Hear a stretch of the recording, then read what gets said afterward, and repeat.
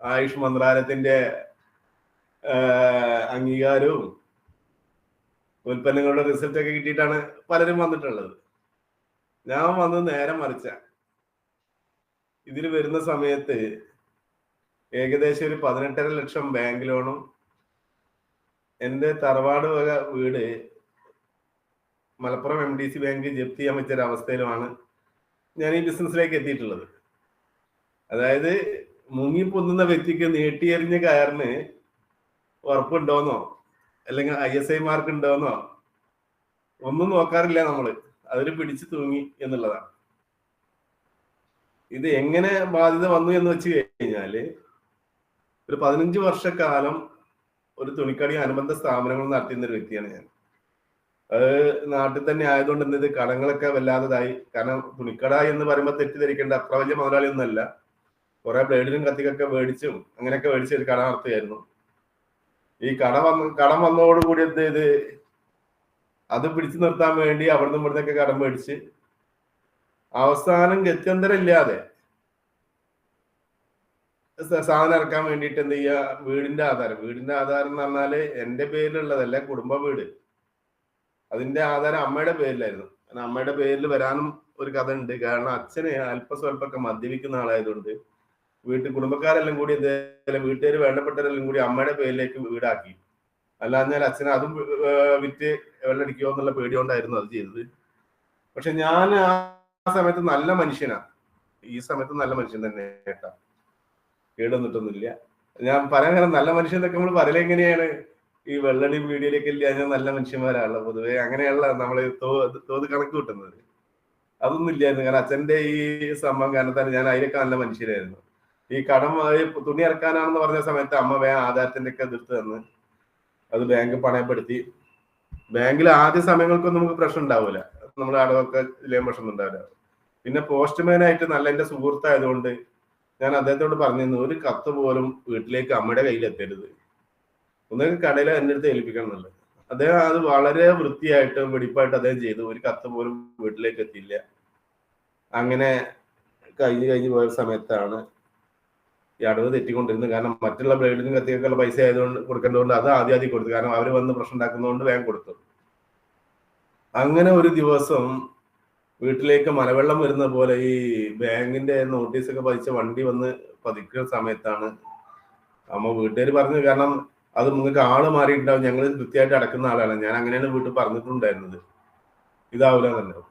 അപ്പൊ അവർ അഡ്രസ്സൊക്കെ വായിച്ചു കൊടുത്തപ്പോ പറഞ്ഞു അത് ആൾ തന്നെയാണ്, ഞങ്ങൾക്ക് തെറ്റിയിട്ടില്ല എന്ന് പറഞ്ഞു. അങ്ങനെ ചുമല അടുത്ത് നോട്ടീസ് പതിച്ചു. തൊട്ടടുത്തൊക്കെ വീടുകളാണ്. അവരൊക്കെ എല്ലാവരും ഓടി വന്നതൊരു കാട്ടുതീ പോലെ പെട്ടെന്ന് പടർന്നു.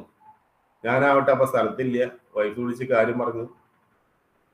ഞാൻ നാട്ടിലേക്ക് വരണോ അവിടെ മുങ്ങണമെന്നുള്ള ഇതായിപ്പോയി. കാരണം ഞാൻ മുങ്ങിട്ട് കാര്യമില്ല, വൈഫ് പോരൊക്കെ അവിടെ ഇല്ലേ. അങ്ങനെ വീട്ടിലേക്ക് വന്ന സമയത്ത് ഏറെ രാത്രിയായിട്ടാണ് ഞാൻ വീട്ടിലെത്തുന്നത്. ആ സമയത്ത് ആവട്ടെ ഈ മരിച്ച വീട് പോലെ ഓരോരുത്തരും താടക്കം കയ്യും കൊടുത്ത് ഇരിക്കുകയാണ്. എന്ത് ചെയ്യണമെന്ന് അറിയുന്നില്ല.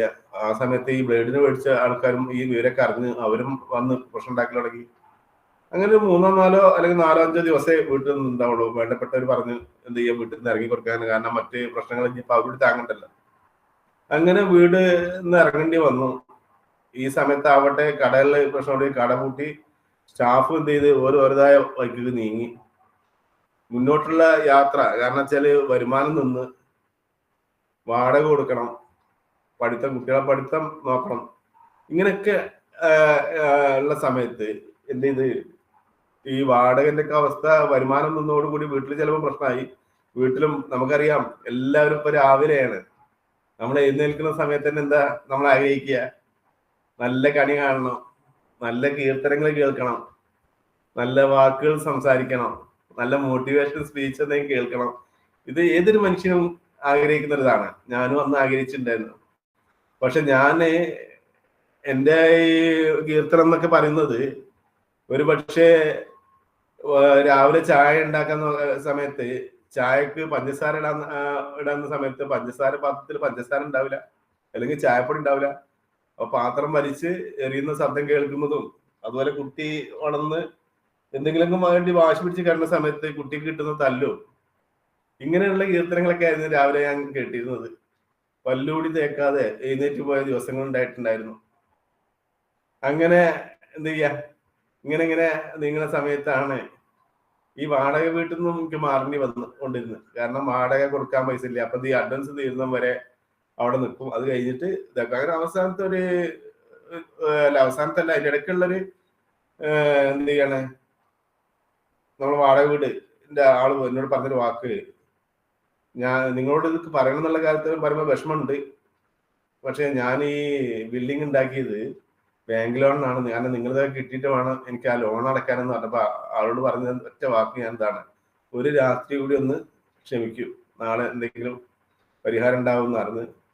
അയാൾ വിചാരിച്ച് രാവിലെ ഞാൻ ഒക്കെ പൈസ സംഘടിപ്പിച്ച് വരുന്നതാണെന്നല്ല, നാളേക്ക് പൈസ സംഘടിപ്പിച്ച് വരുന്നതാണ്. പക്ഷെ ഞാൻ അപ്പോൾ അവിടുന്ന് വാണ്ടൊക്കെ കെട്ടിയിട്ട് അവിടുന്ന് പിറ്റേന്ന് ഇറങ്ങുകയാണ്, ഈ പൂച്ച കുട്ടിനെ കൊണ്ട് കിടക്കുന്ന പോലെ ഇങ്ങനെ വേറെ ഇതിലേക്ക്. ഇങ്ങനെ ഇരിക്കുകയാണ് എൻ്റെ ഈ ഒരു ബിസിനസ്സായിട്ട് എൻ്റെ അടുത്തേക്ക് എൻ്റെ സുഹൃത്ത് വരുന്നത്. അപ്പോൾ സുഹൃത്തിനോട് എനിക്ക് ദേഷ്യം തോന്നി. കാരണം എൻ്റെ എല്ലാ അവസ്ഥ അറിഞ്ഞുകൊണ്ട് 5 പൈസ പോലും എടുക്കാൻ കഴിയാത്തൊരു അവസ്ഥയിൽ ഈ ഒരു ബിസിനസ് കൊണ്ടുവരിക എന്ന് പറയുന്ന സമയത്ത് എനിക്ക് കേൾക്കാൻ പോലും മൂടില്ലായിരുന്നു. ഞാൻ അവളോട് പറയുന്നത് വെച്ചാൽ വിഷം മേടിക്കാൻ പൈസ ഉണ്ടെങ്കിൽ ഇപ്പൊ അതെപ്പോഴോ ഇതൊക്കെ അവസാനിച്ചിട്ടുണ്ടാവും എന്ന് പറഞ്ഞാൽ, അവര് വന്നവരെ ഇരുത്തി കാര്യങ്ങളൊക്കെ സംസാരിച്ച് ഇങ്ങനെയൊക്കെ കാര്യങ്ങൾ പറഞ്ഞു തന്ന് ബോധ്യപ്പെട്ടു. എന്റെ അടിസ്ഥാനത്തിൽ കയ്യിൽ പൈസ വേണ്ടേ, അതിന് ഉപാധികൾ പറഞ്ഞു തന്നു. അങ്ങനെ കാരണം പൈസ ഉള്ള സമയത്ത് കണ്ടമാനം സുഹൃത്തുക്കളും ബന്ധുക്കാരെല്ലാവരും ഉണ്ടായിരുന്നു. കാരണം ഞാൻ കുടുംബത്തിലൊരു ഓമന കുട്ടിയായിരുന്നു, മൂത്ത കുട്ടിയായതുകൊണ്ട് എന്നെ ഒരു ഓമന പേരാ വിളിച്ചിരുന്നത്. ഈ പ്രശ്നങ്ങളൊക്കെ വന്നതോടുകൂടി ഓമന പേര് പോയിട്ട് സ്വന്തം പേര് പോലും വിളിക്കാൻ ഒരാളില്ലാത്തൊരവസ്ഥ. എൻ്റെ കൂടെയുള്ള സുഹൃത്തുക്കളൊക്കെ ഈ പ്രശ്നം വന്നതോടുകൂടി അവരൊക്കെ 4 വഴിക്ക് എന്നെ കാണുമ്പോൾ അകന്നു നടക്കുന്നൊരവസ്ഥ വന്നു. കാരണം എന്തെങ്കിലുമൊക്കെ സഹായത്തിന് അവരുടെ അടുത്തേക്ക് വന്നാലോ എന്നുള്ളൊരു പേടി കാരണത്താല് മാറി മാറി നടന്നു. ഒരു ഉറുപ്പ്യ പോലും നമ്മളെ സഹായിക്കാൻ ആ സമയത്ത് ആരും ഉണ്ടായില്ല. കാരണം ഒരു സമയത്ത് എല്ലാവരും ഒരു വേണ്ടപ്പെട്ട ഒരാളായിരുന്നു ഞാനെങ്കിൽ ഈ പ്രശ്നങ്ങൾ വന്നതോടുകൂടി ഒരാൾ പോലും ഈ എന്ത് ചെയ്യാ, മാറാ രോഗിന്റെ അടുത്തേക്ക് അടുക്കാം. അല്ലെങ്കിൽ ഈ കൊറോണ വന്ന സമയത്ത് നമ്മൾ ആദ്യ ടൈമിലൊക്കെ ഉള്ള അവസ്ഥ എങ്ങനെയായിരുന്നു, അതേപോലുള്ളൊരു അവസ്ഥയായിരുന്നു എൻ്റെ ലൈഫ് എന്ന് പറയുന്നത്. ഞാനാവട്ടെ കല്യാണം കഴിച്ചത് 7 മക്കളുള്ള ഒരു വീട്ടിൽ നിന്നാണ്. കാരണം 4 ആണും 3 പെണ്ണും. അവസാനത്തെ കുട്ടിയായിരുന്നു. നമ്മൾ ഈ സ്ത്രീധനോ അല്ലെങ്കിൽ അനുബന്ധ സംഭവങ്ങളൊന്നും ചോദിച്ചിട്ടല്ല കല്യാണം കഴിച്ചത്. അതിനുള്ള കാരണം എൻ്റെ വീട്ടില് ഞാൻ എൻ്റെ അവസ്ഥയൊക്കെ ഞാൻ പറഞ്ഞല്ലോ. അപ്പൊ അതിനുള്ള അങ്ങനെയുള്ള സംഭവങ്ങളൊന്നും ചോദിച്ചിട്ടോ കാര്യങ്ങളൊന്നും അല്ല പറഞ്ഞത്. പക്ഷെ അവരെ വീട്ടിലെ അവസാനത്തെ കല്യാണം ആയതുകൊണ്ട് ഇതൊക്കെ കുറച്ച് വാരിക്കോരിയൊക്കെ സ്വർണ്ണൊക്കെ കൊടുത്തിരുന്നു. അതൊക്കെ ആവട്ടെ ഈ ഉത്സവം നടന്ന ഉത്സവ പറമ്പ് പോലെ നടന്നു കഴിഞ്ഞ ഉത്സവ പറമ്പ് പോലെ ഒന്നും ഇല്ലായിരുന്നു. പിന്നെ പൊടി പോലും ഇല്ല. പണ്ടത്തെ റേഡിയോയിലൊക്കെ പറഞ്ഞ പോലെ പൊടി പോലും ഇല്ല പിടിക്കാന്നുള്ള അനസ്റ്റിന്റെ പരസ്യം പോലെ ആയിരുന്നു വൈഫിന്റെ ഒക്കെ സ്ത്രീധനം എന്ന് പറയുന്നത്. വെറും ഒരു താലി മാത്രമേ പിന്നെ അവശേഷിക്കുന്നുള്ളായിരുന്നു. അത് പേടിച്ചിട്ടില്ല എന്നുള്ളതാണ്. അങ്ങനെ ഇരിക്കുന്ന സമയത്ത് എൻ്റെ വേണ്ടപ്പെട്ട ഒരു 5-6 ആളുകളെ ഞാൻ സെലക്ട് ചെയ്തു. എന്നോട് അപ്പോഴും ഒരു ചെറിയൊരു ബന്ധം കാണിച്ചിരുന്ന ഒരു 5-6 ആളെ സെലക്ട് ചെയ്തു. അവരോട് ഞാൻ പറഞ്ഞു, ഒരാൾ പറഞ്ഞു എനിക്ക് വാടക കൊടുക്കാൻ വേണ്ടിയിട്ടാണ്, ഒന്ന് ഹെൽപ്പ് ചെയ്യണം എന്ന് പറഞ്ഞു. ഒരാൾ പറഞ്ഞ് കുട്ടിക്ക് മരുന്ന് മേടിക്കാനാണ്, ഒരാൾ പറഞ്ഞ സ്കൂൾ ഫീസ് കൊടുക്കാനാണ്. ഇങ്ങനെ വ്യത്യസ്തമായിട്ടുള്ള 6 നുണകൾ പറഞ്ഞുകൊണ്ടാണ് ഞാൻ ഈ കമ്പനിയിൽ അസോസിയേറ്റ് ചെയ്യുന്നത്. ഏകദേശം ഏതാണ്ട് 6 ആളടുത്ത് പൈസ മേടിച്ച് ഞാൻ ഈ ബിസിനസ് അസോസിയേറ്റ് ചെയ്തു. പക്ഷെ ഈ അസോസിയേറ്റ് ചെയ്യുന്ന സമയത്ത് ഇതിലൂടെ വിജയിക്കാൻ പറ്റും എന്ന് കരുതിയിട്ടൊന്നും അസോസിയേറ്റ് ചെയ്തല്ല കേട്ടോ. കാരണം ഒരു ഗതിയും പരഗതി ഇല്ലാതെ നടക്കുന്ന സമയമാണ്. എന്തെങ്കിലുമൊക്കെ ഒരു വല്ലവന് പുല്ലും ആയുധം എന്നൊക്കെ പറഞ്ഞ പോലെ തന്നെ എന്തെങ്കിലുമൊക്കെ ആയിട്ട് ചിലപ്പോ സംഭവിച്ചാലോ. പക്ഷെ ഞാൻ ശക്തമായിട്ട് വിശ്വസിച്ചിരുന്നത് എന്താ വെച്ചാല് ഏത് ഡയറക്ഷനും ഒരു ദിവസം ഉണ്ട് എന്നുള്ള കാര്യത്തിൽ എനിക്ക് വളരെ ഒന്നൊക്കെ ഈ ഇതിന്റെയൊക്കെ കിട്ടിയ ട്രെയിനിങ്ങുകളാവാം, എന്താവാം, അങ്ങനെ വിശ്വസിച്ചൊരു വ്യക്തിയായിരുന്നു ഞാൻ. അങ്ങനെ എന്ത് ചെയ്ത് ഇത് ഈ സംഭവങ്ങൾ ഇതായിക്കൊണ്ടിരിക്കുന്ന സമയത്ത് ഇതിൽ അസോസിയേറ്റ് ചെയ്ത് ഇവര് പറയുന്ന അതേപടി. കാരണം ഞാൻ ഇതിന്റെ ബ്രദർ ഈ കമ്പനിയിൽ ഇപ്പൊ ഏതാണ്ട് കൊറോണ സമയത്താണ് ഞാൻ വരുന്നത്. അതിന് മുന്നേ ഇതിന്റെ ബ്രദർ കമ്പനിയിൽ 10 വർഷം ചെയ്തിട്ടുണ്ട്.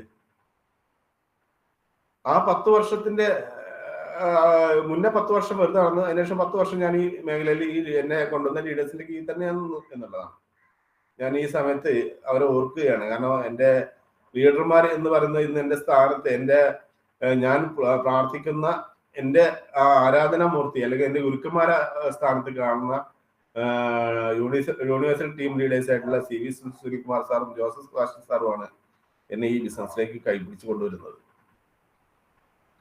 പക്ഷെ അവര് ആ വാക്കുകൾ ആ സമയത്തൊന്നും എനിക്കൊരു ഇതില്ലായിരുന്നു. കാരണം ഞാൻ ലക്ഷങ്ങൾ മുടക്കിയിട്ട് ലക്ഷങ്ങൾ കടം വന്ന ആളാണ്. ആ സമയത്താണ് മുടക്ക് മുതലില്ലാതെ ലക്ഷങ്ങൾ സമ്പാദിക്കാൻ പറ്റും എന്ന് പറഞ്ഞ സമയത്ത് എനിക്ക് ലക്ഷങ്ങളൊന്നും വേണ്ടില്ലായിരുന്നു. പിടിച്ചു നിൽക്കാനുള്ള ഒരു പിടിവള്ളി മാത്രം മതിയായിരുന്നു.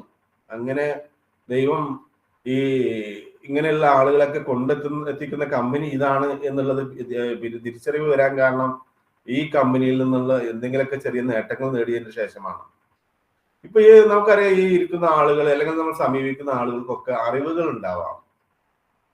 ഒരു മനുഷ്യന്റെ വിജയം എന്ന് പറയുന്നത് അവന്റെ പുസ്തകത്തെ ആളുകളിലൂടെ പഠിച്ചുണ്ടാക്കിയ അറിവല്ല, അവന്റെ ജീവിതം അനുഭവമായിട്ടുള്ള തിരിച്ചറിവാണ് അയാളെ വിജയിപ്പിക്കുന്നത്, അവനെ വലിയവനാക്കുന്നത് എന്നുള്ളതാണ്.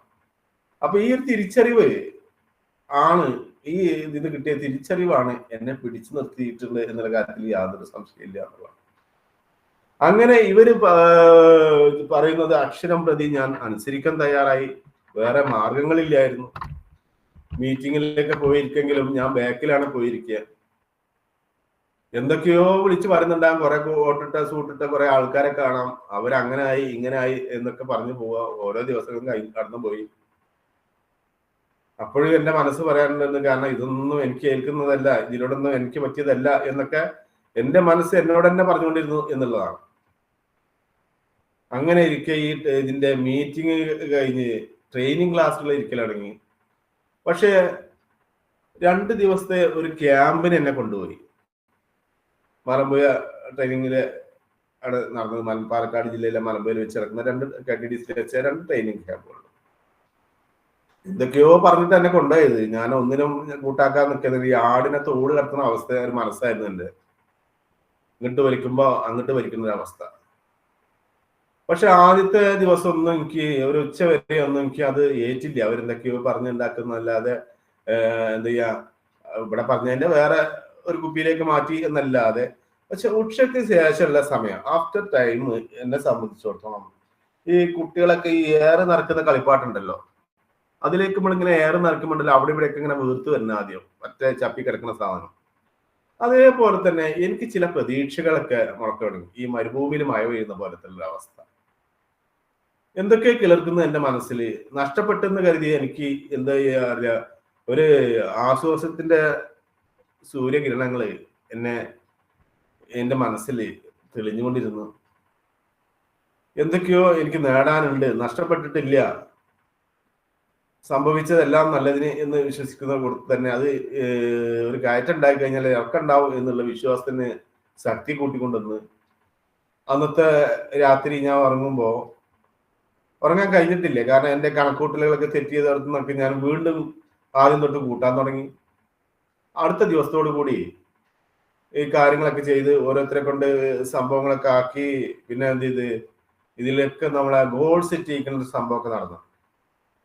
അപ്പൊ എന്നെ കൊണ്ട്, ഞാൻ ഈ വലിയൊരു രോഗമുള്ള മനുഷ്യനാണല്ലോ, കാരണം ഇത്രയും വലിയ ബാധ്യത ഉള്ള സമയത്ത് ഇത്രയും വർഷമുള്ള ആളുകൾ ആ കൂട്ടത്തിൽ ഇല്ലായിരുന്നു. ഞാനായിരുന്നു അതിൽ നമ്പർ 1 റാങ്ക് ഉള്ള ആള്. കാരണം വീട് ജപ്തി വെച്ചുള്ള അവസ്ഥ വന്ന ആള്, കാറ്ററിംഗ് കടയുള്ള ആള്.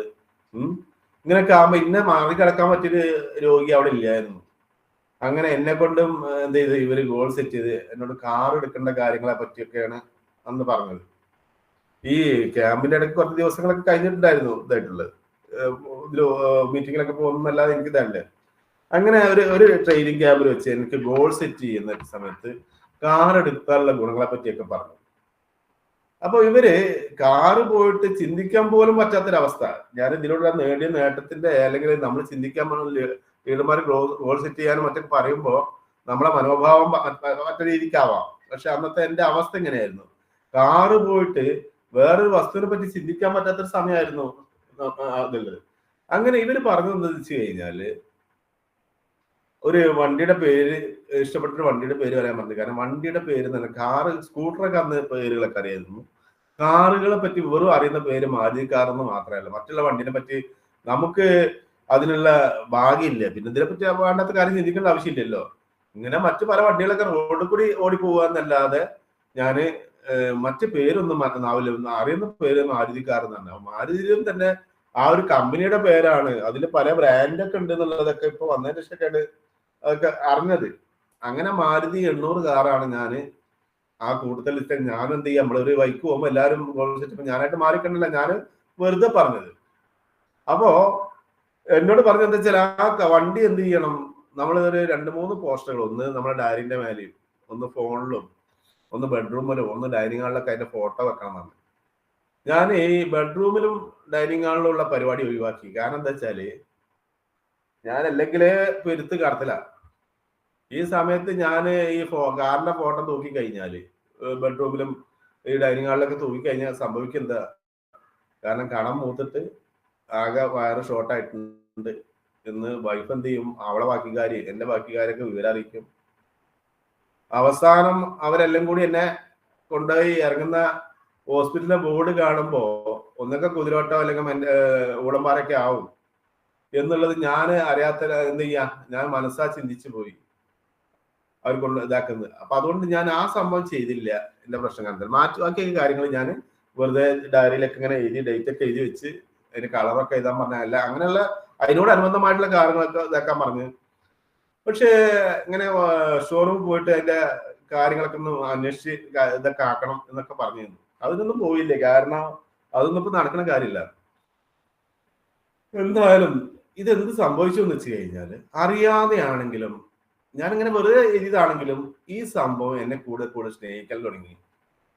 ഞാൻ ഈ അതുവരെ കാറൊക്കെ കണ്ടാൽ നോക്കാത്ത ഞാൻ മനുഷ്യ കാറൊക്കെ പോകുമ്പോൾ നോക്കൽ തുടങ്ങി. ഇവിടെ നിർത്തിയിട്ട് കഴിഞ്ഞാൽ അതിൻ്റെ ഉള്ളിലേക്ക് ഒന്ന് പാളിയൊക്കെ തുടങ്ങി. ഇങ്ങനെയൊക്കെ അറിയാതെ ഞാൻ സ്വപ്നം കാണാൻ തുടങ്ങി. ഞാൻ കാർ ഓടിക്കുന്നതും, കാറ് പെട്ടെന്ന് ഉണരുമ്പോൾ അത് നീർക്കുമിളായിട്ട് മാറുകയാണ്. അങ്ങനെയായി ദിവസങ്ങൾ കഴിഞ്ഞു പോവുകയാണ്. ഞാൻ ഷോറൂമിൽ പോയി ഒന്ന്, അവർ കയറി ചെന്നപ്പോൾ തന്നെ എന്നെ നല്ലോണം സ്വീകരണമൊക്കെ തന്ന്, വെള്ളമൊക്കെ തന്ന്, ഇതൊക്കെ ഏത് വണ്ടിയൊക്കെ വേണ്ടത് വെച്ച്. അപ്പോഴും ഞാൻ ഇതായി, എനിക്ക് വണ്ടിന്റെ പേര് നല്ലൊരു മാരുതി വേണ്ടിയിരുന്നു, അത് ചെറിയ വണ്ടി മതി എന്നൊക്കെ പറഞ്ഞപ്പോ വേറെ പല പേര് വന്നില്ല. അർഷാണ് ഒരു മാരുതിന്റെ ഇത് തന്നെ. അപ്പൊ അങ്ങനെ 800ന്റെ കാര്യം പറഞ്ഞത്, 800 800. പക്ഷെ ആ പുതിയ വണ്ടി ഒന്ന് സാറ് ഒന്ന് ഓടിച്ചു നോക്കി പറഞ്ഞു എന്നോട്. ഓടിച്ചു നോക്കാൻ പോയിട്ട് ഡ്രൈവിംഗ് ലൈസൻസ് പോലും ഇല്ലാത്ത ഞാനാണ്, ഡ്രൈവിംഗ് പോലും പഠിക്കാതെ ഞാനാണ് കാർ ഷോറൂമിലേക്ക് പോകുന്നത്. കാരണം ഒരാളെ കൂട്ടി പോകാൻ പറ്റില്ലല്ലോ, അഥവാ കളിയാക്കിയാലോ വെച്ചിട്ട് ഒറ്റയ്ക്ക് പോയി ഇതാക്കി. അത് തുറന്നപ്പോ, ആ കാറ് തുറന്ന, പുതിയൊരു കാറ് തുറന്നപ്പോ ഒരു സ്മെല്ല്, ഒരു പ്രത്യേക തരം വാസന എന്റെ മേലെല്ലാം കൂടി ജിന്ന് കൂടുന്ന പോലെ കൂടി എന്നുള്ളതാണ്. അതിനുള്ള ആ ഗന്ധം, അന്നത്തെ ആ കാറിന്റെ ഗന്ധം ഇന്നും എന്റെ മനസ്സിലുണ്ട് എന്നുള്ളതാണ് കൂടി. പിന്നെ ഞാൻ എന്ത് ചെയ്യാണ്, അവിടുന്ന് ഇറങ്ങുന്നത് വേറൊരു മനുഷ്യനായിട്ടാണ്. ഇങ്ങനെയല്ല, ഈ ഇതിനൊക്കെ മൂർച്ച കൂടി അതിന്റെ ഇടയ്ക്ക് ഞാൻ തന്നെ ഇതാവും. ഒരു ദിവസം ഞാൻ ഈ ഒറ്റയ്ക്ക് ഈ ട്രെയിനിങ് പ്രോഗ്രാം, ആ ട്രെയിനിങ് പ്രോഗ്രാമിൽ തന്നെ എന്നോട് പറഞ്ഞ സമയത്ത് തന്നെ ഞാൻ ഇരുന്ന് ചിരിക്കുന്നത്. ആ ചിരിക്കാൻ കാരണം എന്താ വെച്ചാല്, നമ്മൾ ഈ കടം വന്ന ആളുകൾക്ക് ഒരു ആളൊരു പുതിയ കാറൊക്കെ എടുത്തിട്ട് റോഡിലൂടെ ഒക്കെ ഇങ്ങനെ പോണ സമയത്ത് ഈ കൊടുക്കാനുള്ള ആൾക്കാർ കാണുമല്ലോ എന്തായാലും. അവർ നമ്മളെ ക്യാമറ പോലെ സദാസമയം നിരീക്ഷിച്ചുകൊണ്ടിരിക്കുമല്ലോ, കാരണം അവർക്കൊക്കെ കിട്ടാനുള്ളതാവുമ്പോൾ. ഈ സമയത്ത് ഞാൻ പുതിയ കാർ എടുത്തെന്ന് പറയുമ്പോൾ കാട്ടുതീ പോലെ പടരും. അവരെന്ത് ചെയ്യും, എന്നെ കാണുന്ന സമയത്ത് അല്ലെങ്കിൽ ഞാൻ അവരെ കാണുന്ന സമയത്ത് അവരടുത്ത് കാർ നിർത്തിയിട്ടാണ് ഇറങ്ങി ചെല്ലുമല്ലോ. ഞാൻ ചെയ്യുന്ന പണി ഇതേ ഉണ്ടാവുള്ളൂ, എന്ത്, ആക്സിലേറ്റർ ഒന്നുകൂടി സ്പീഡാക്കും, ചവിട്ടിയിട്ട് കാറിന്റെ സ്പീഡ് കൂട്ടും. ഈ സമയത്ത് അവരെനിക്ക് ടാറ്റ തരല്ല ചെയ്യുക, അവരെന്ത് ചെയ്യും, താഴെ കിടക്കുന്ന കല്ല് എടുത്ത് വലിച്ചെറിയും. അപ്പൊ ഇങ്ങനെ പുതിയ കാറിനും മുന്നിലും ബാക്കിലൊക്കെ ഇങ്ങനെ ഏറുകൊണ്ട് ഞെളിങ്ങിയ ഒരു പുതിയ കാർ ഇങ്ങനെ ഓടിച്ചു പോണ എന്റെ ആ രംഗം ഞാൻ ഇങ്ങനെ കണ്ട് ചിരിക്കുന്നുണ്ടപ്പോ ഒരിക്കൽ എന്റെ ലീഡർ പറഞ്ഞു, ആ ക്യാമ്പിൽ വെച്ചിട്ട് പറഞ്ഞു, രവി, നീ കാര്യങ്ങള് ഗൗരവത്തിലേക്ക് കടക്കണം. ഒരു പക്ഷേ നിന്റെ ഇപ്പോഴത്തെ അവസ്ഥയാവാൻ നിന്നെ കൊണ്ട് ഇങ്ങനെയൊക്കെ ചിന്തിക്കുന്നത്. ഈ ഒന്നുമില്ലാത്ത സമയത്താണ് ഈ കൊടുക്കാനുള്ള ആളുകള് നമ്മളെ ബുദ്ധിമുട്ടിക്കുക. കിട്ടാൻ വക ഉണ്ടെന്ന് കരുതി കഴിഞ്ഞാൽ അവർ വെയിറ്റ് ചെയ്യാൻ തയ്യാറാണ്. അപ്പൊ നീ കാറും ഈ ബിസിനസ്സിലെ മാറ്റങ്ങളൊക്കെ കാണുമ്പോൾ അവർ വെയിറ്റ് ചെയ്യാൻ തയ്യാറാവും. അതോടുകൂടി നീ ജീവിതത്തിൽ രക്ഷപ്പെടുന്നതാണ്. എന്തായാലും ഞാനത് തള്ളാൻ പോയില്ല. അങ്ങനെ ഇരിക്കെ ഞാൻ ഈ 800 കാറ് എനിക്ക് ഓടിക്കാൻ അറിയില്ലായിരുന്നു. ഞാൻ ഒരാളെ ഡ്രൈവറാക്കി വെച്ചുകൊണ്ടാണ്, അതിൽ നിന്നാണ് ഞാൻ ഡ്രൈവിംഗ് ഒക്കെ പഠിക്കുന്നത്. എന്റെ കാറ് എല്ലാവർക്കും പെട്ടെന്ന് നമുക്കൊന്ന് തിരിച്ചറിയാൻ കഴിയായിരുന്നു, കാരണം അവിടെ ഇവിടെയൊക്കെ വരിയും കുറിയും ഇതൊക്കെ ഞെളിങ്ങിയ കാർ തന്നെയായിരുന്നു. ഞാൻ പറഞ്ഞ അന്നത്തെ അത്ര ഞെളിങ്ങിയിട്ട് കല്ലെടുത്തെറിഞ്ഞല്ലെങ്കിലും എന്റെ പഠിത്തം കാരണത്താൽ ഇങ്ങനെയൊക്കെയാണ് ഞാൻ ഈ ഇതിലേക്കൊരു അച്ചീവ്മെന്റ് നടത്തുന്നത്, ഇതാക്കുന്നത്. അപ്പൊ ഇവിടെ ഞാൻ പറഞ്ഞു വരുന്നതാണ്, ഇവിടെ ഈ കമ്പനിയിൽ സാധാരണ ഒരു വാക്കുണ്ട്, കുന്നോളം ചിന്തിച്ചോളൂ കുന്നിക്കുരുവോളം കിട്ടുന്നുള്ളത്. പക്ഷെ നേരെ മറിച്ചാണ് MI ലൈഫിൽ നിങ്ങൾ കുന്നിക്കുരുവോളം ചിന്തിച്ചോളൂ, അതിനെ ഫോക്കസ് ചെയ്ത് നീക്കോളൂ, അതിനെ വിശ്വാസം അറിയിച്ചോളൂ, അതിനെ വിശ്വസിക്കാൻ നിങ്ങൾ തയ്യാറുണ്ടെങ്കിൽ കുന്നോളം തരാൻ ഈ കമ്പനി തയ്യാറാണ്. വാങ്ങാൻ നമ്മൾ തയ്യാറുണ്ടോ എന്നുള്ളതാണ്. ഇവിടെ പല ആളുകൾക്കും സംശയത്തെ ആളെ കിട്ടുന്നില്ല, ഇത് ഞാൻ പറഞ്ഞിട്ട് ശരിയാവുന്നില്ല എന്നതിൽ ഞാൻ ഇടയ്ക്ക് ഈ മറ്റിങ്ങനെ വായ നോക്കി നടക്കുന്ന ഒരു സ്വഭാവം എനിക്കുണ്ട്. മറ്റെന്തെങ്കിലും കച്ചവടങ്ങൾ കാണുമ്പോൾ അല്ലെങ്കിൽ മറ്റെന്തെങ്കിലുമൊക്കെ കാണുന്ന സമയത്ത് ഞാൻ അതിനെപ്പറ്റി ചെറിയ രീതിയിലൊക്കെ പഠിക്കാൻ തയ്യാറാണ്. അങ്ങനെ ഈ പാനിപൂരി വിൽക്കുന്ന ഈ ഇവരെ ശ്രദ്ധിച്ച് ഞാൻ, ഈ ഹിന്ദിക്കാരാണ് ഏറ്റവും കൂടുതൽ അത് ചെയ്യുന്നത്. അവിടെ ആവട്ടെ ആളുകള് വട്ടം ചുറ്റി നിന്ന് ഈ സാധനം വാങ്ങിച്ചു കഴിക്കുന്നു. ഞാൻ കരുതി ഇയാൾ എല്ലാ ഭാഷയും കൈകാര്യം ചെയ്യുന്ന ഒരു വ്യക്തിയാന്ന് കരുതി. പക്ഷെ ഇയാൾക്ക് ഹിന്ദി അല്ലാതെ വേറെ ഒരു സംഭവം അറിയില്ല. ദിവസം ആയിരക്കണക്കിന് രൂപയാണ് ഇവര് നാട്ടിലേക്ക് അയച്ചുകൊണ്ടിരിക്കുന്നത്. വെറും അവർക്ക് അറിയുന്ന ഭാഷ മാത്രം ഉപയോഗിച്ചുകൊണ്ട് ആളുകൾ വാങ്ങിച്ചു. അപ്പൊ ഇതിൽ നിന്നൊരു കാര്യം മനസ്സിലായി, നമ്മൾ ഏത് ബിസിനസ്സിൽ സീരിയസ് ആണോ ആ ബിസിനസ്സിൽ പിടിച്ചു നിൽക്കാൻ നമുക്ക് സാധിച്ചു കഴിഞ്ഞാല് നമുക്ക് ഭാഷയോ മറ്റ് പ്രായോ മറ്റ് മാനദണ്ഡങ്ങളോ വിദ്യാഭ്യാസമോ മറ്റു കാര്യം ഒന്നും ഇതിൽ പ്രശ്നമില്ല എന്നുള്ള നമ്മൾ കണ്ടിട്ടുണ്ട്. ഇപ്പൊ എന്റെ ഇവിടെ തന്നെ ഉണ്ട്, സ്കൂളിന്റെ പടി പോലും കാണാത്ത അയ്യപ്പൻ നല്ല വ്യക്തിയുണ്ട്. അദ്ദേഹം ഇപ്പൊ ഒപ്പിടാൻ പഠിച്ചിട്ടുണ്ട്, പേരെഴുതി ഒപ്പിടാൻ പഠിച്ചിട്ടുണ്ട്. അദ്ദേഹം ഒന്ന് നല്ല വരുമാനം മേടിക്കുന്ന ഒരു വ്യക്തിയാണ്. 75 വയസ്സായുള്ള ആഴ്ചയെ 2-10 മേടിക്കുന്ന ആളുകളെ കണ്ടു. ഇവിടെ തന്നെ അതുപോലെ തന്നെ മീൻ കച്ചവടക്കാരായിട്ടുള്ള പച്ചക്കറി കച്ചവടക്കാരുള്ള വീട്ടമ്മമാരെ 4 ചുമരിന്റെ ഉള്ളില് ഒതുങ്ങിക്കൂടി ജീവിക്കുന്ന വീട്ടമ്മമാർ ആഴ്ചയെ 2-10 വാങ്ങിക്കുന്നു. ഏതാണ്ട് ഡിഗ്രിക്ക് പഠിക്കുന്ന പെൺകുട്ടി വരെ നമ്മൾ ദിവസവും കോഴിക്കോട് മീറ്റിംഗിൽ നമ്മൾ കാണുന്നത്. ഇങ്ങനെ വ്യത്യസ്തമായ ആളുകൾ ഈ വരുമാനം വാങ്ങിച്ചു കൊടുക്കുന്ന ഒട്ടനവധി ആളുകളെ നമ്മൾ കണ്ടിട്ടുണ്ടെന്നുള്ള. അപ്പൊ ഇവിടെ ഞാൻ ഈ നേട്ടത്തിന്റെ ഇദ്ദേഹത്തിന്റെ കാറ് മേടിച്ചു, പിന്നെ കാറുകളൊക്കെ മാറി വന്നു ഇതായിട്ടുണ്ട്. ഇന്ന് ഏകദേശം ഞാൻ ഈ വീടും ഇതൊന്നും ഇല്ലാത്ത വാടക വീട്ടിലുണ്ടായിരുന്ന ഞാൻ ഏതാണ്ട് ഒരു 16 സെന്റ് സ്ഥലം, ഏതാണ്ട് 5 ലക്ഷത്തിന് മേലെ വില വരുന്ന ഒരു 2600 സ്ക്വയർ ഫീറ്റ് വീട്, 1 കോടി 1.25 കോടി വില മതിക്കുന്ന ഒരു വീടും സ്ഥലവും ഈ ഒരു ഇതിലൂടെ ഉണ്ടാക്കിയതാണ്. ഇങ്ങനെ ഈ എന്ത് ചെയ്യാൻ നേടാൻ കഴിയോ വിശ്വസിക്കാൻ കഴിയാത്ത ഈ ഒരു കമ്പനിയിലൂടെ നേടിയതാണ്. ഒരു 5-8 ലക്ഷം രൂപയുടെ കാറ് എന്ന് ഉപയോഗിക്കുന്നുണ്ട്, ലാപ്ടോപ്പ് സ്കൂട്ടർ ഇതൊക്കെ വാങ്ങിക്കുന്നു. അതേപോലെ തന്നെ ഞാനൊക്കെ പഠിച്ചത് ഒരു ഗവൺമെന്റ് സ്കൂളിൽ ഉച്ചയ്ക്ക് ഭക്ഷണം പോലും കഴിക്കാതെ പച്ചവെള്ളം കുടിച്ചിട്ടായിരുന്നു ക്ലാസ്സിലൊക്കെ ഇരുന്നിരുന്നത്. ഇന്ന് എൻ്റെ മോള് PG ചെയ്യുന്നത് ലണ്ടനിലാണ്. ഈ ഒരു ബിസിനസ്സിൽ വന്നതിന് ശേഷമാണ് അതൊക്കെ സംഭവിച്ചിട്ടുള്ളത്. ഇതൊക്കെ ഒരു പക്ഷേ ഈ പുതിയ ആൾക്കാർ എത്രത്തോളം വിശ്വസിക്കുന്നുണ്ടോ ഇല്ല എന്ന് എനിക്ക് അറിഞ്ഞൂടാ. നിങ്ങൾ വിശ്വസിച്ചാലും ഇല്ലെങ്കിലും സത്യത്തിന് എന്നും 16 വയസ്സാണെന്ന് പറയുന്നത്. ഇവിടെ നമ്മൾ ഒരു മനുഷ്യനെ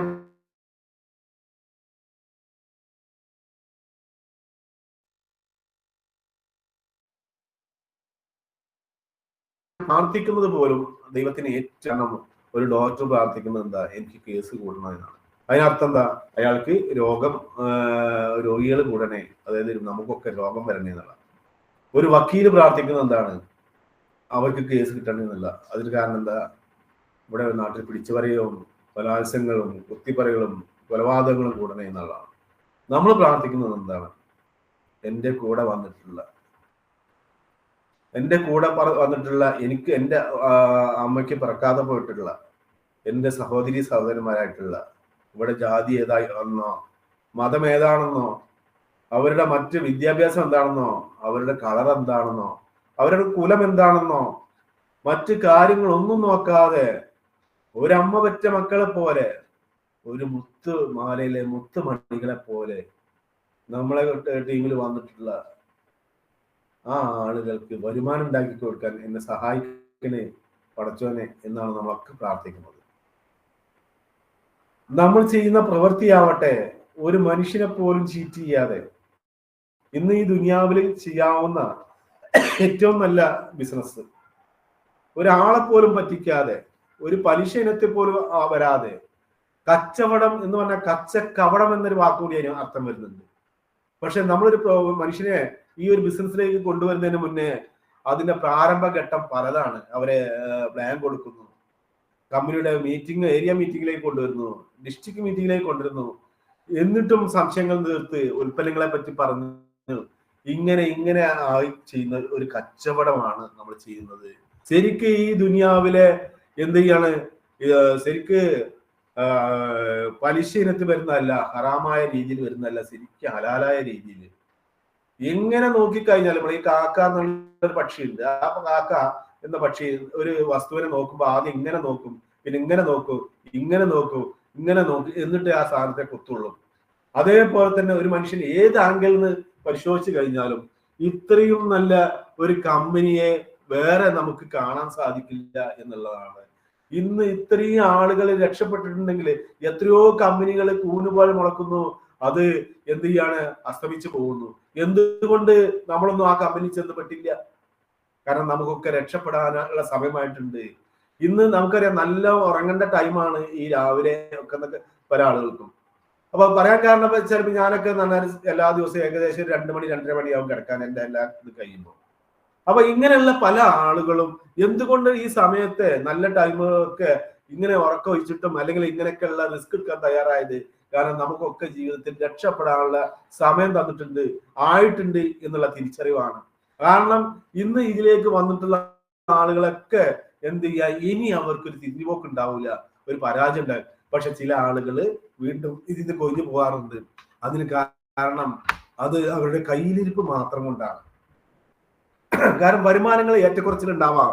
നമ്മളെ എംബ്ലം പോലെ തന്നെയാണ്, അതൊരു ടൈം കഴിയുന്നതും വരെ നമുക്കറിയാം എൻ സ്ക്വയർ പോലെ തന്നെയാണ് ഈ സംഭവങ്ങളൊക്കെ.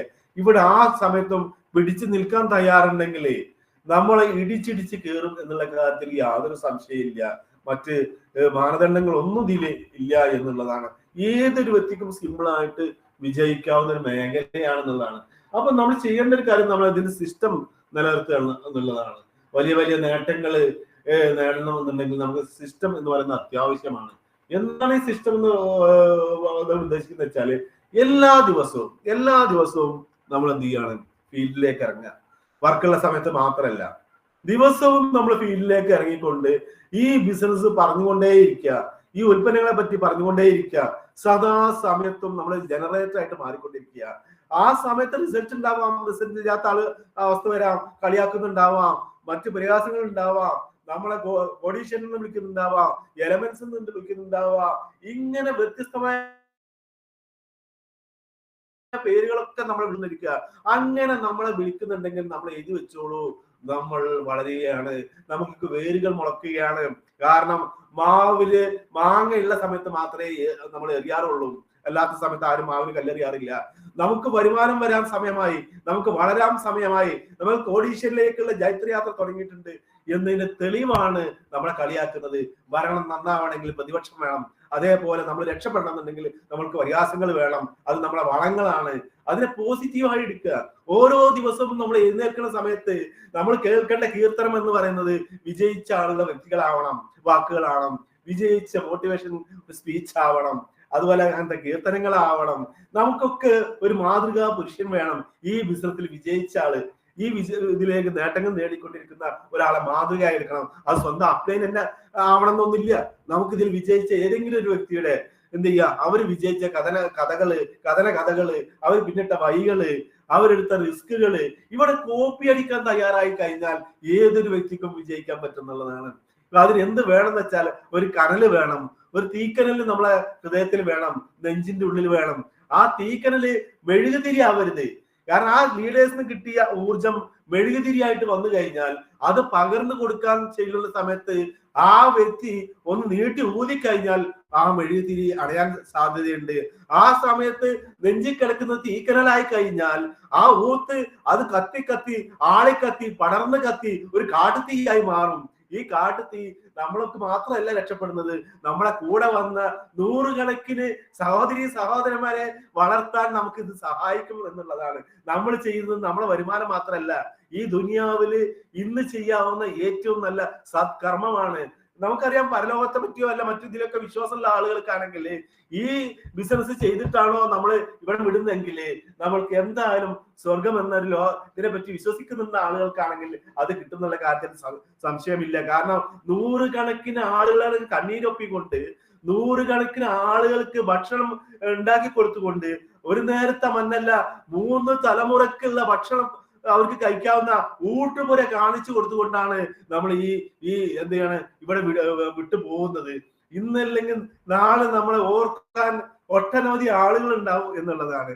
കാരണം ഇത്രയൊക്കെ സുഖ സൗകര്യങ്ങള് അല്ലെങ്കിൽ ഇത്രയൊക്കെ നല്ലൊരു കമ്പനി ഉണ്ടായിട്ടും ഈ നമ്മൾ പോകുന്നത് ഇനിയൊരു പട്ടിണിക്കാരനായിട്ടാണ് പോകുന്നെങ്കിൽ ഒരു കുട്ടി പോലും നമ്മളെ ഓർക്കൂല. അതേ സമയത്ത് ഈ ഒരു ബിസിനസ് ചെയ്ത് കുറെ ആളുകൾക്ക് ഒരു വരുമാന മാർഗം കാണിച്ചിട്ടാണ് നമ്മൾ പോകുന്നെങ്കിൽ നമ്മൾ ഓർക്കാൻ ആയിരങ്ങൾ ഉണ്ടാവും. അങ്ങനത്തെ ഒരു കമ്പനിയിലാണ് നമ്മൾ എത്തിപ്പെട്ടുള്ളത്. സാറേ എത്ര നേരം സമയം? 7 മണിക്കാണോ നമ്മളത് വൈൻഡപ്പ് ചെയ്യേണ്ട സമയം അല്ലേ? ഹലോ, ആരെങ്കിലും ഒന്ന് പറഞ്ഞോളൂ സാറേ, പറഞ്ഞോളൂ. 7 മണിയാണ്, 7:30 എടുക്കാറുണ്ട്. അല്ല, ഞാൻ ഇങ്ങനെ സുബ്രഹ്മണ്യ സാർ 7 മണി ഞാൻ എന്താ വെച്ചാൽ തീ പിടിച്ചു കഴിഞ്ഞാൽ നിൽക്കാൻ പണി, അതുകൊണ്ടാണ് ഇടക്കുന്നത്.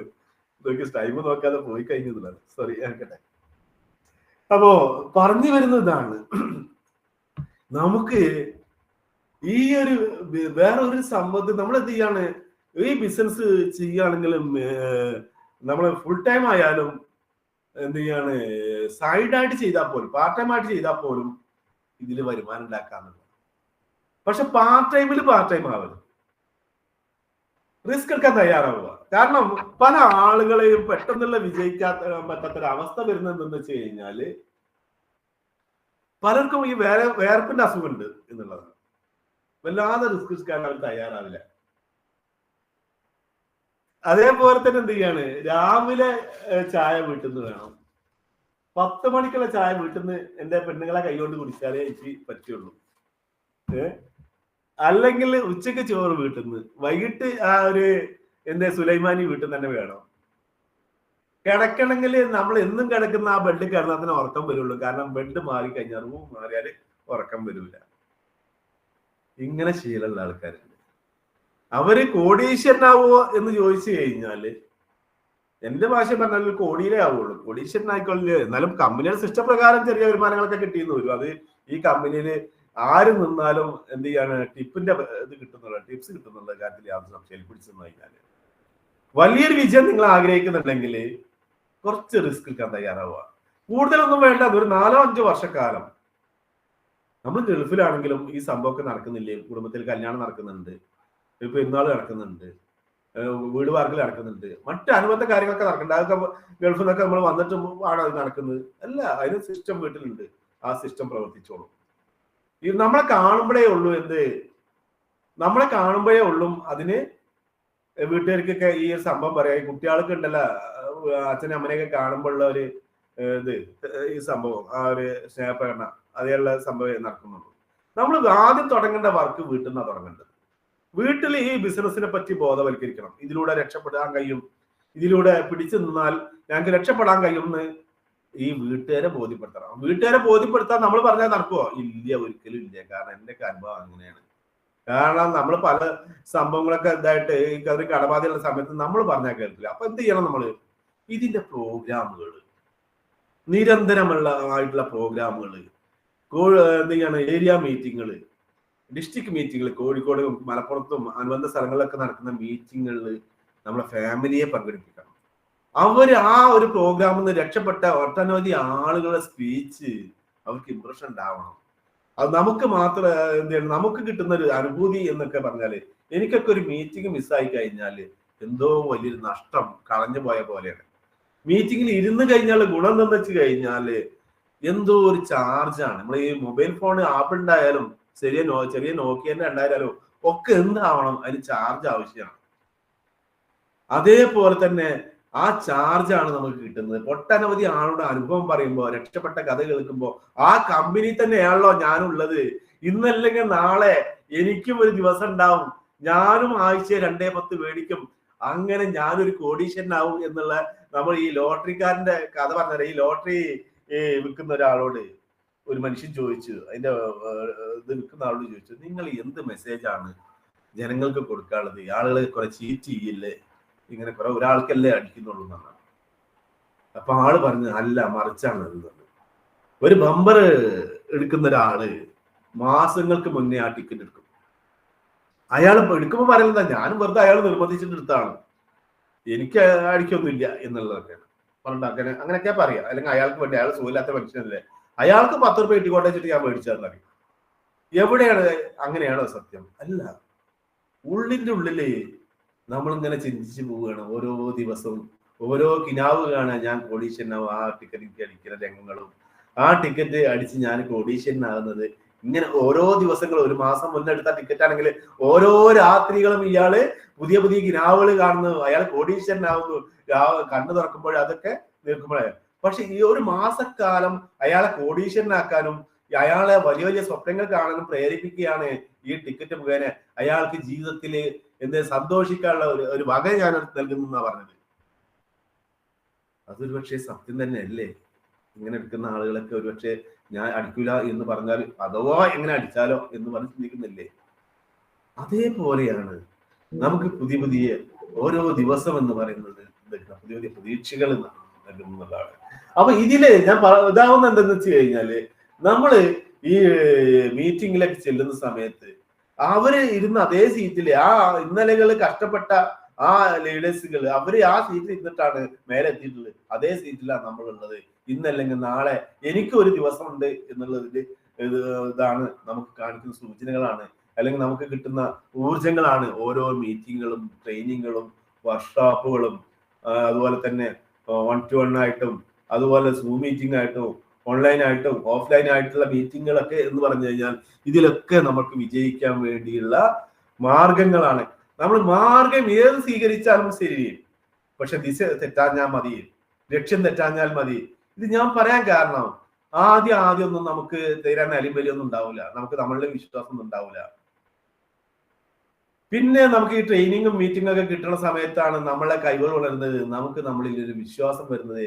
ഞാനൊരു സംഭവമാണ്. ഇപ്പൊ എനിക്കൊക്കെ എന്ന് പറഞ്ഞാല് എനിക്കൊക്കെ അഹങ്കാരമുള്ള കൂട്ടത്തിലൂടെയാണ് ഞാൻ. കാരണം ഞാനൊരു സംഭവമായിട്ട് ഞാൻ സ്വയം എന്ത് ചെയ്യാണ്, ഇതാക്കുകയാണ്. ഞാൻ എന്നെ അപ്രിസിയേറ്റ് ചെയ്യാണ്, നീ വലിയവനാണ്, നിനക്ക് കഴിവുണ്ട്, നീ രക്ഷപ്പെടുന്ന സ്വയം പറയുന്ന ഒരു അവസ്ഥ, അത് എനിക്ക് പോസിറ്റീവായിട്ടാണ് തോന്നുന്നത്. കാരണം അതുകൊണ്ട് എന്താ വെച്ച് കഴിഞ്ഞാൽ ആരാ മുന്നിലും ഇത് പ്രസന്റ് ചെയ്യാൻ എനിക്കൊരു മടിയില്ല എന്നുള്ളതാണ്. അത് നമുക്കൊക്കെ എല്ലാവരും ഇതാണ്. കാരണം ഒരു ഡോക്ടർക്ക് എന്ന് പറയുന്നത് അയാൾ ചെയ്യുന്ന ആ മേഖലയിൽ അറിവേ ഉള്ളൂ. ഒരു വക്കീലിന് അദ്ദേഹത്തിന്റെ മേഖലയിൽ അറിവുള്ളൂ. ഒരു വർക്ക്ഷോപ്പറിന് അതിന്റെ മേഖലയിൽ അറിവേ ഉള്ളൂ. ഇങ്ങനെ ഏത് മേഖലയിലാണോ പ്രവർത്തിക്കുന്നത് അവർക്ക് അവര് ചെയ്യുന്ന ആ മേഖലയിലുള്ള അറിവ് മാത്രമേ ഉള്ളൂ. പക്ഷേ ഇവിടെ ഈ ഒരു ബിസിനസ് ഏത് ഡോക്ടർ മുന്നിലായിക്കോട്ടെ, ഏത് പോലീസ് ഉദ്യോഗസ്ഥന്റെ മുന്നിലായിക്കോട്ടെ, ഏത് കലക്ടർ മുന്നിലായിക്കോട്ടെ, അത് അവതരിപ്പിക്കാനുള്ള ഒരു ചങ്കൂറ്റമാണ് നമുക്ക് വേണ്ടത് എന്നുള്ളതാണ്. കാരണം ഇതിനെപ്പറ്റി നമുക്കേ അറിയുള്ളൂ, അവർക്കറിയില്ല. കാരണം അവരുടെ കുടുംബത്തിൽ ആരും ഉണ്ടാവില്ല, ഇതിൽ വിജയിച്ച വ്യക്തികൾ അവരെ കണ്ടിട്ടുണ്ടാവില്ല, നമ്മൾ കണ്ടത് നമ്മളാണ്. അത് പ്രസന്റ് ചെയ്യാനുള്ള ഒരു ചങ്കൂറ്റമാണ് നമുക്ക് ആവശ്യം. അതില്ലാതെ പോയതാണ് പല ആളുകളെയും ഇന്ന് പിന്നിലോട്ട് വലിച്ചിട്ടുള്ളത്. ആ പരാജയപ്പെട്ട വ്യക്തികളെ നിങ്ങൾ നോക്കിക്കോളൂ, അവരുടെ ഒക്കെ അവസ്ഥ എന്താണ്? അവർ ട്രെയിനിങ്ങിനോ മീറ്റിങ്ങിനോ വരുന്നുണ്ടാവില്ല. അവർക്ക് എന്ത് ചെയ്യണം, എപ്പോഴും നെഗറ്റീവ് പറയാനേ സമയം ഉണ്ടാവുള്ളൂ. അവർക്ക് മറ്റുള്ളവന്റെ കുറ്റങ്ങൾ കണ്ടെത്താനേ സമയം ഉണ്ടാവുള്ളൂ. അവന്റെ അപ്ലൈന്റെ കുറ്റം പറയാനേ ഇതുണ്ടാവുള്ളൂ. നോക്കൂ, നമ്മൾ മനസ്സിലാക്കേണ്ടത്, ഈ ബിസിനസ്സിൽ നമ്മൾ ശ്രദ്ധിക്കേണ്ടത്, അപ്ലൈൻ എപ്പോഴും നമ്മളെ മാർഗദർശിയാണ്, വഴികാട്ടിയാണ്. കാരണം അപ്ലൈ നമ്മൾ മേലോട്ട് നോക്കി കുറ്റം പറഞ്ഞുകൊണ്ട് നടന്നു കഴിഞ്ഞാൽ നാളെ ഇതേ ഒരു തലമുറ താഴത്തുണ്ട്, ഇവരെ പണി തന്നെയാവും. മേലോട്ട് നോക്കി നടന്നു കഴിഞ്ഞാൽ തടഞ്ഞു വീട് പോകും. എപ്പോഴും താഴോട്ടേ നോക്കാൻ പാടുള്ളൂ. ഇതേപോലെ തന്നെ ഈ ഒരു ബിസിനസ്സിൽ നമ്മൾ ശ്രദ്ധിക്കേണ്ട കാര്യം എന്ന് പറയുന്നത്, ഇങ്ങനെ ശ്രദ്ധിച്ചു കഴിഞ്ഞാൽ നമുക്കൊക്കെ ഇതിൽ വിജയിക്കാൻ പറ്റും എന്നുള്ളതാണ്. കാരണം അങ്ങനെ ഒരു സിസ്റ്റമാണ്. ഇത് കയറി നിന്ന് കൊടുത്താൽ മതി. ഇത് കറങ്ങിക്കൊണ്ടിരിക്കുകയാണ്, കോടീശ്വരന്മാരാക്കിക്കൊണ്ടിരിക്കുകയാണ് ഈ കമ്പനി. അതിൽ പിടിച്ചു നിൽക്കുക എന്നുള്ളതാണ്. ഈ സമയത്ത് പ്രതിസന്ധി ഘട്ടങ്ങൾ പലതും വരാം. കാരണം ഏതൊരു മേഖല ആയിക്കൊള്ളട്ടെ, മറ്റേ ഡോക്ടർ എത്ര അറിവുള്ള ഡോക്ടർ ആയാലും, എത്ര കഴിവുള്ള ഡോക്ടർ ആയാലും, അയാള് എന്ത് ചെയ്യാണ്, ഒരു ആക്സിഡന്റ് സംഭവിച്ചിട്ടോ എന്തെങ്കിലും അയാൾക്ക് സംസാരിക്കാനുള്ള ശേഷി നഷ്ടപ്പെട്ടു, അയാളെ കൈകളുടെ ചലനം നഷ്ടപ്പെട്ടോ ചെയ്തു കഴിഞ്ഞാൽ അയാളെ പ്രൊഫഷൻ ആകെ തകർന്നു പോയി. അതൊരു വക്കീലായിക്കോട്ടെ, അനുബന്ധ സ്ഥാപനങ്ങളിലായിക്കോട്ടെ, അതോടുകൂടി അദ്ദേഹത്തിന് അവിടുത്തെ വരുമാനം നിൽക്കുകയാണ്. പക്ഷെ നമ്മുടെ സ്ഥിതി എന്താണ്? നമ്മൾ തുടങ്ങി വെച്ചിട്ടുള്ള, നമ്മൾ തീ കൊടുത്തിട്ടുള്ള നമ്മുടെ ടീമിന് ആ വർക്ക് കാരണത്താൽ ഞാനൊക്കെ സന്തോഷിക്കുന്നത്, ഞാൻ ഈ വരുമാനം ഇല്ലാത്തതിന്റെ അവസ്ഥ അനുഭവിച്ച വ്യക്തിയാണ്, പണമില്ലായ്മയുടെ അവസ്ഥ അനുഭവിച്ച വ്യക്തിയാണ്, എന്റെ കഷ്ടപ്പാടുകൾ അനുഭവിച്ച വ്യക്തിയാണ് ഞാൻ. ഇന്ന് ഞാൻ സന്തോഷിക്കുന്നത് എന്താ വെച്ച് കഴിഞ്ഞാൽ മറ്റു കാര്യങ്ങളൊന്നുമല്ല, ഇന്ന് ഞാൻ ഈ ഭൂമിയോട് വിട പറഞ്ഞാലും എന്റെ കുടുംബം അനാഥമാകുന്നില്ല.